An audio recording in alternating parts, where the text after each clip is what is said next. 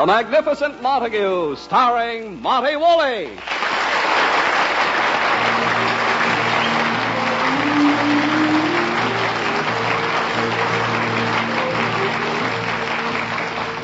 Yes, it's The Magnificent Montague, the Saturday night transcribed feature on NBC's All-Star Festival of Comedy, Music, Mystery, and Drama.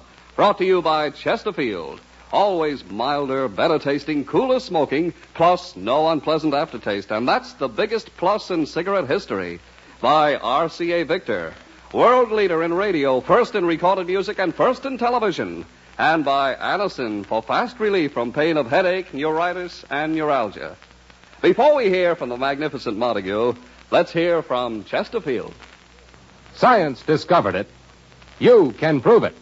No unpleasant aftertaste when you smoke Chesterfields. The biggest plus in cigarette history. Added to Chesterfield's world-famous ABCs.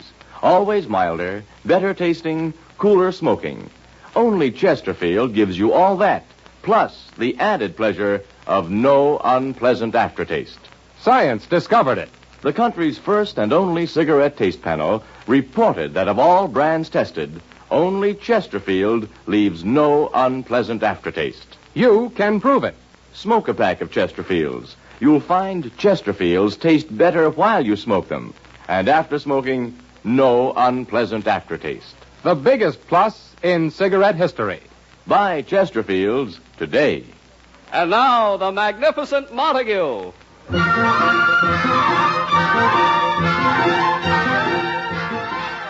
To Edwin Montague, the fact that he has reached radio heights as Uncle Goodheart, star of an afternoon radio program, means very little. He still longs for the days when, as the Magnificent Montague, he was king of the Shakespearian actors. But time goes on, and it is now morning in the Montague apartment. Lily, Edwin's wife, is just getting up. Agnes, the maid, is setting the breakfast table. Summertime and the living is easy. All fish are jumping and the cotton is high. Ba-ba-ba-boo, ba-boo, ba-boo. Agnes. Oh, your daddy is rich. Agnes. And your mommy's good looking. Agnes, Oh, please. good morning, honey. I can hear you. I heard you. A rooty-tooty-toot-toot. Agnes, please. Edwin's still sleeping. Oh, the poor little monster's still asleep. Agnes. I'm serious, honey. He needs all the sleep he can get so he can wake up nice and fresh and make life miserable for me. Now, Agnes, you and Edwin the phone. I'll get it. The residence of Edwin Montague and Lily Boehm, Agnes the maid at the control tower. You're on the beam. Come in. Come in. Over to you. Roger. Agnes. Honey, let me live a little. See who it is. Okay. Hello? What? You want to speak to Mr. Edwin Montague? He's still asleep. I should wake him up? You should live so long. My insurance doesn't cover getting torn to pieces. What? Sure, come up. Goodbye. Oh, now, really, Agnes, must you make every phone call such a production? Kill me. It's my only contact with the outside world. Who was that who wanted Edwin? Some jerk. He came all the way in from Brooklyn to see your husband. He came from Brooklyn to see Edwin? Why not? Even in Brooklyn, they got nothing like their husband. Probably a member of his Uncle Goodheart radio fan club. They want him to make an appearance at another one of their parties. Now, let's get the table set for breakfast. Okay, boy, I'm beat. Oh, did you go to the beach on your day off yesterday? No, I was with my club, the unattached girls of East 37th Street. Beatrice Fink had us over to her house. We had our annual You Two Can Be Beautiful party. You two can be beautiful party? Yeah. All the cosmetic and beauty aid companies send us samples. We try out everything. Oh. I've never heard of any other organization having a party like that. No other organization needs it like we do. Well, what was the party like? We chose up sides and gave each other home permanent. Oh, no. Yeah. My partner was Bobo Hockholzer. You should see the home permanent I gave her. She looks like she's from the old folks' home. So that's why you're wearing a bandana over your hair this morning. It's not the permanent, it's what came after. We all dyed our hair. Oh, Agnes, you dyed your hair? Let me see. I'm afraid to look. What happened? Murder. First they dyed it red. Mm-hmm. Then they said it was stylish to put a white streak in it. Then they talked me into a blue rinse. What's it look like? Don't ask. All I know is on the way home, everybody I passed stopped, took off their hats, and started singing the Star-Spangled Banner. I'll help you wash it out, Agnes. I should have done what the other girls did. They fixed up their hair just to look like their favorite movie stars. Really? Yeah. Ida Mae Schlitz's favorite movie star is Rita Hayworth, so she dyed her hair red. Uh-huh. Minnie Tompkins' favorite's Elizabeth Taylor. She gave herself short black curls. You ought to get a load of Zelda Zimmerman's head. Oh, who was her favorite movie star? Guy Kibbe. Oh, Agnes, stop exaggerating. You and those girls really have good times together. I think your husband's up. Oh, get the coffee. Now comes the warm-up of his golden throat. The voice of Firestone. Agnes. Good morning. Gad, Lily, what happened to Agnes's head? Now, Edwin. Agnes, did you get the license number of the truck that hit you? I'd like to thank the driver. Now, Edwin, she just had her hair touched up. With what? A bloody axe? Gad, it looks like a vegetable plate. Look who's talking about hairdos with that beard. Agnes. No wonder they call him the Magnificent Montague. He's the only man in the world who can brush the dandruff off his shoulders without taking his hands out of his pockets. Oh, stop it, both of you. Agnes, get Edwin his coffee. Shame on you, Edwin, fighting every morning. For 25 years I've endured, Agnes. Old housemaids never die. They only get in your hair. Now, relax, Edwin. Relax? Will I ever relax again? What has become of the Magnificent Montague? The voice that has thrilled theater-goers as Macbeth, Hamlet, Othello is now heard 5 afternoons a week babbling into a microphone. Hey! All the mighty have fallen. Lily, life is bitter. If you think life's bitter, wait till you get a load of this coffee. Oh, now, Edwin, eat your breakfast. You'll be late for your radio broadcast. Oh, yes, my broadcast. Uh-oh. What's wrong? Oh, I just remembered. Some man from Brooklyn is coming up to see you. He must be one of your Uncle Goodheart fan club presidents or something. Oh, no. And from Brooklyn? Well, he said he must talk to you. Ridiculous. Where am I going to find an interpreter at this time of the morning? Edwin, those radio fans are your bread and butter. Lily, why did I ever leave the stage? That was the life. Every night speaking Shakespeare's immortal lines. And every morning standing in the unemployment insurance lines. Agnes, why don't you go somewhere where people will appreciate you? Like on a live bait boat. Edwin, if you don't hurry... Oh, someone's at the door. The guy from Brooklyn. Oh, no, this is all I need. I'll get it. Yeah? Is this the residence of Mr. Edwin Montague? I'm Edwin Montague. Mr. Montague, it is indeed an honor to meet in the flesh the man who I have admired these many, many years. No, thank you. Excuse my abruptness. I was expecting some creature from Brooklyn. Allow me to introduce myself, sir. I am E. Marmaduke Hesselwhite. Mr. Hesselwhite. Of Brooklyn. Brooklyn? He must have come over on the London Bridge. Oh, quiet.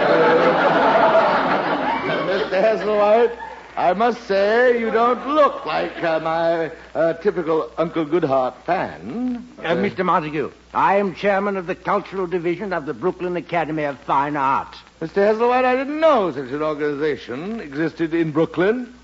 Mr. Montague, it is our purpose to show that besides a tree, culture also grows in Brooklyn.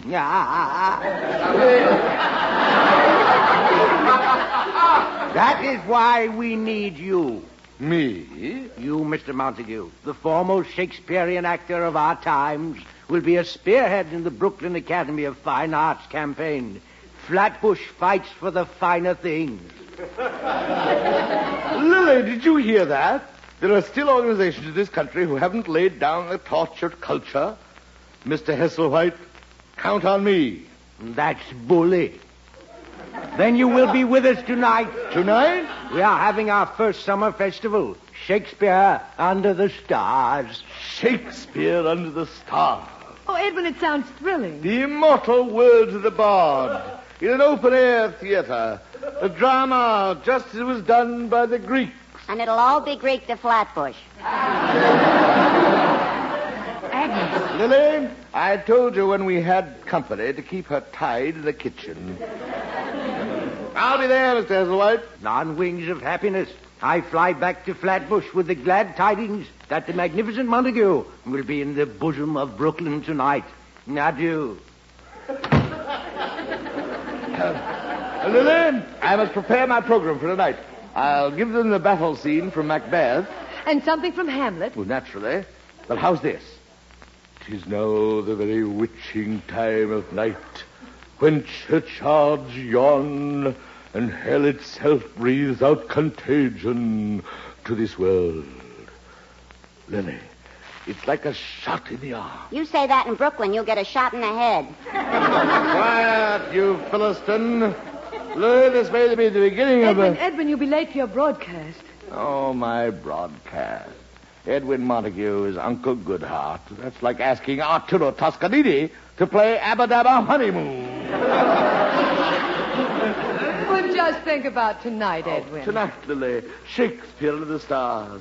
The voice of the Magnificent Montague will be heard once again. It will sing to the high heavens. It will what to the high heavens?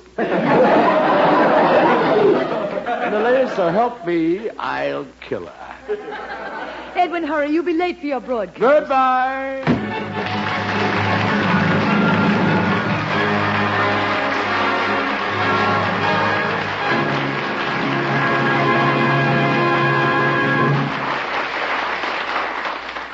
We'll be back with the Magnificent Montague in just a moment. Here's Dinah Shore for RCA Victor. Up, up, high on the bestseller list. And RCA Victor's latest hit, the exciting new release, Sweet Violets by Dinah Shore, is available now at your record dealers. So stop in and buy Dinah Shore's greatest recording, Sweet Violets, coupled with If You Turn Me Down. Both numbers are destined to be surefire hits, the countrywide. And ask for and listen to another brand new and beautiful RCA Victor recording, Dinah Shore's How Many Times, and its flip side, 10,000 Miles. Yes, for an encore from Dinah Shore, get these two fine new recordings on the RCA Victor label.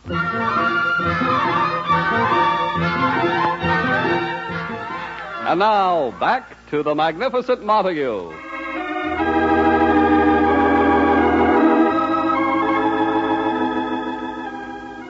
With his mind on Shakespeare under the stars in Brooklyn, Montague is just finishing his Uncle Goodheart broadcast. Listen.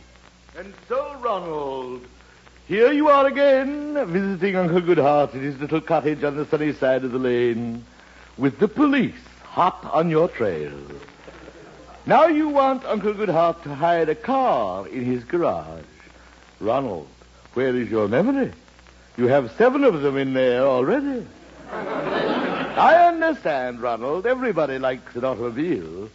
But you, Ronald, like everybody's automobile.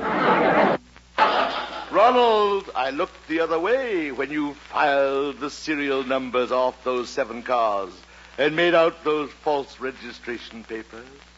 But now, Ronald, you ask too much of old Uncle Goodheart. You want me to make a decision for you. Should you join the Auto Club? This is a question you must ask your own heart, Ronald. But no matter what you decide, remember, as you ride out on the highway with the sound of sirens behind you, always keep your head high in the sun and light.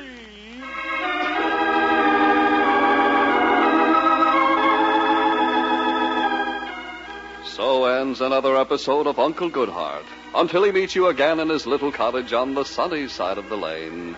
Here is Uncle Goodheart with his thought for today. When a lightning bolt strikes your neighbor as he bends over to pick up the dice, say to him as he bursts into flame, it won't strike in the same place twice.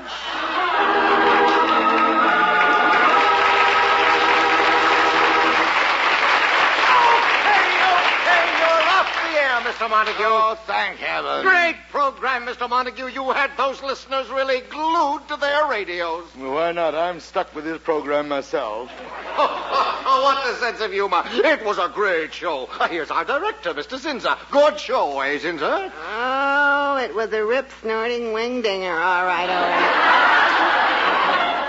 Oh, come now, Zinzer. No, I like it. Well, you'd say that if it was good, bad, or indifferent. No, I like it. You like that? What do you know?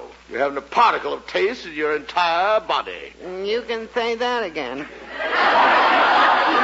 Ah, Zinzer, no wonder you've risen so high in radio. It was your head that inspired the vacuum tube. Oh, thank you, Mr. Montague. All right, Zinzer, I'm sorry I started this battle of wits with you. I keep forgetting you're out of ammunition. By the way, boys, what are you doing for tonight? Tonight? Oh, nothing. How about you, Zinzer? I haven't a thing on. Wonderful. Now, how about coming out to see me tonight? Say, that'd be swell. My wife will love it. She's always pestering me. Why don't we get together with the Montagues? Maybe go bowling together or something. No, boys, it's not a party. You see, I'm doing some Shakespearian readings at a cultural festival tonight. Wonderful. Shakespeare, eh? Love that boy. It's called Shakespeare Under the Stars. Great. Sounds George to me. Where's it going to be? In Brooklyn. Well, boys?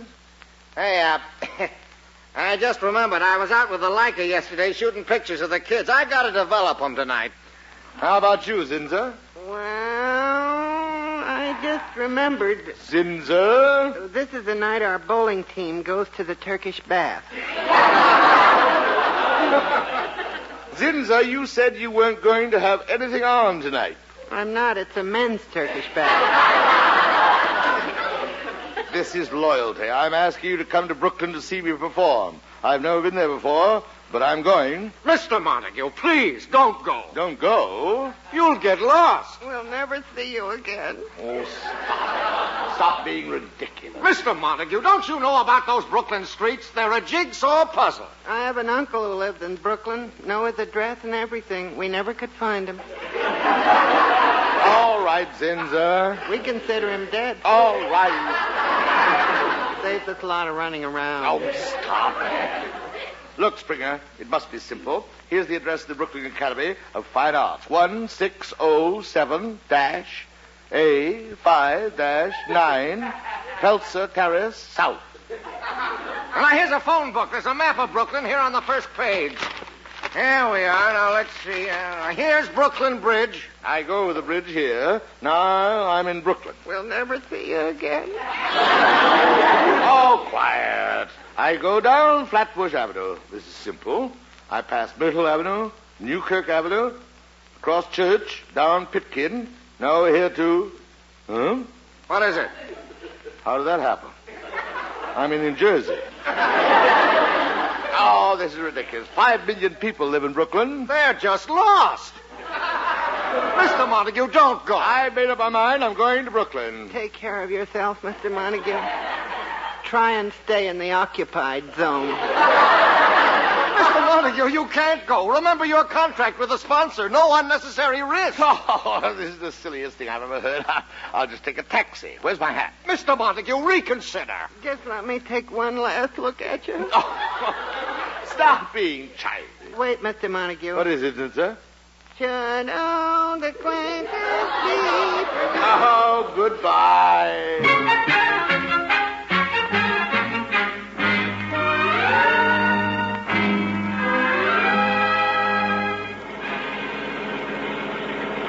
Hold it, driver.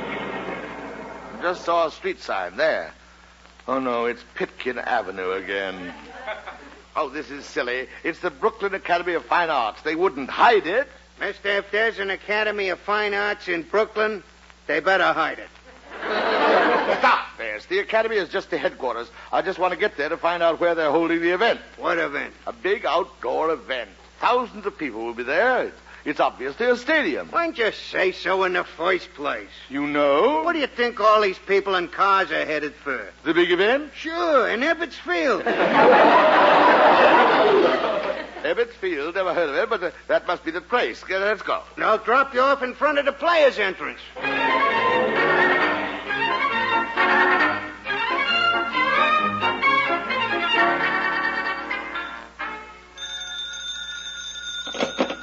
Hello, Brooklyn Dodger baseball team locker room. Eddie the trainer talking. Oh, Charlie. Yeah, 2 of the umpires got here. The third umpire ain't showed up yet. How the boys look tonight? How's Pee Wee Reese's thumb? I massaged it all day. Yeah, I'll let you know the minute the third umpire comes in. Take me out to the ball game. Take? Okay. Yeah? God, I hope I'm not late. No, it ain't started yet. Hey, we've been expecting you. Come in. Here, help me with my suitcase. I brought my things. Yeah, sure. I better get ready. Hello, Charlie. He got here. He looks tough. Okay. Help you, pal? No, thank you. By the way, where are the players? They're out there already. They're warming up. God, I'd better warm up, too. Yeah! Jeepers. They'll sure hear you all over that field tonight. Good crowd out there? They're falling out of the stands. To think in this little hamlet so close to Manhattan, there can be so many lovers of culture. Have you a program I can see? You don't need a program. I know the whole lineup. Good. Who else is performing tonight? Robinson, Reese, Hodges, Campanella. Never heard of them. But as Shakespeare says, the play's the thing. The double play's the thing. Well said, young man. I better run over a few of my things. When shall we three meet again in thunder, lightning, or rain? As soon as you get dressed, the other 2 are out there already. The other 2? Good. Then we're doing Macbeth, the battle scene. I'll give it to them tonight. I will not yield to kiss the ground beneath young Malcolm's feet. Before my body I throw my warlike shield. Leon Macduff! And damned be him who first cries, hold, enough. Well, how's that? Excuse me. Hello, Charlie. Tell the boys to lay off this one. He's going to be murder on us.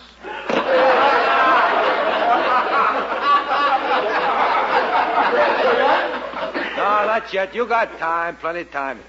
Hey, you must be new. I never seen you before. Well, I've never been in Brooklyn before, but I've been on the road a lot. Come to think of it, I think I did see you in St. Louis. Very likely. I was there with the Comedy of Errors. Boy, we sure blew that one to the Cardinals. What a lot of miscues. Very little rehearsal. I hope tonight's different. You're not kidding. But the Duke's really ready. The Duke? Then we're doing Midsummer Night's Dream. Good. I'll do Oberon. Who's Puck? Puck? Mister, you got your games mixed up. This ain't no hockey match. I know it's not a hockey match, you idiot. Look, mister, I just work here. I don't want to get you mad. Good. Well, what's that? They're almost ready to begin. I gotta go out. Gad, I better hurry and get into my Macbeth costume for the battle scene. Hey! Yeah? Would you help me get into my outfit? It's right here in the suitcase. I'll open it.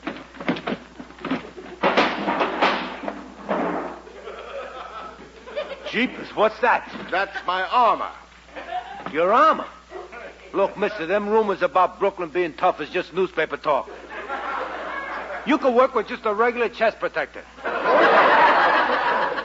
Nonsense. Give me my helmet. Helmet? Ain't a mask enough? After you see me work, you will realize that I don't do things halfway. Yes, sir. Now hand me my sword. Your what? My sword. Excuse me. Hello, Charlie. Tell the boys they better not let out a peep tonight. He's carrying a sword. I told you it would finally happen here in Brooklyn. Yes, tonight is the night. It will happen in Brooklyn, my good man. History will be made. Okay, that's it. They're starting. Open the door. Listen to them. That's Brooklyn crying for culture. Let's go.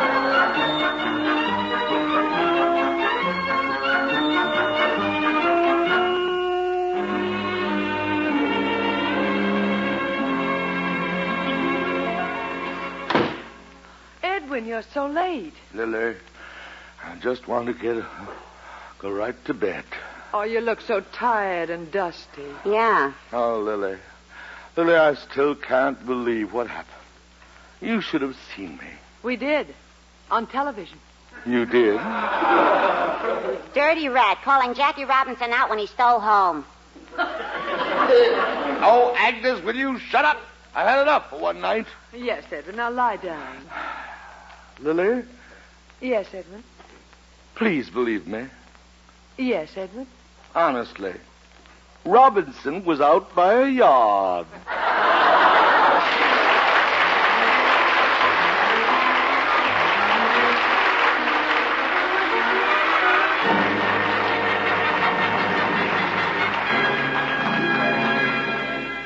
The next time you suffer from pains of headache, neuritis, and neuralgia, take Anacin. You'll bless the day you heard of this incredibly fast way to relieve these pains. Now, the reason Anacin is so wonderfully fast-acting and effective is this. Anacin is like a doctor's prescription. That is, Anacin contains not just one, but a combination of medically proven active ingredients in easy-to-take tablet form. Thousands of people have received envelopes containing Anacin tablets from their own dentist or physician, and in this way discovered the incredibly fast relief Anacin brings from pains of headache, neuritis, or neuralgia. So the next time a headache strikes, take Anacin for this wonderfully fast relief. Anacin, A-N-A-C-I-N. Anacin comes in handy boxes of 12 and 30, economical family-size bottles of 50 and 100. Get Anacin at any drug counter.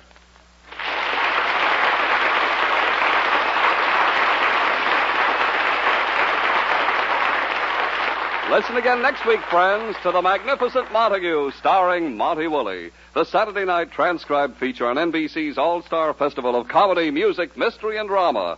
Brought to you by RCA Victor, world leader in radio, first in recorded music, and first in television.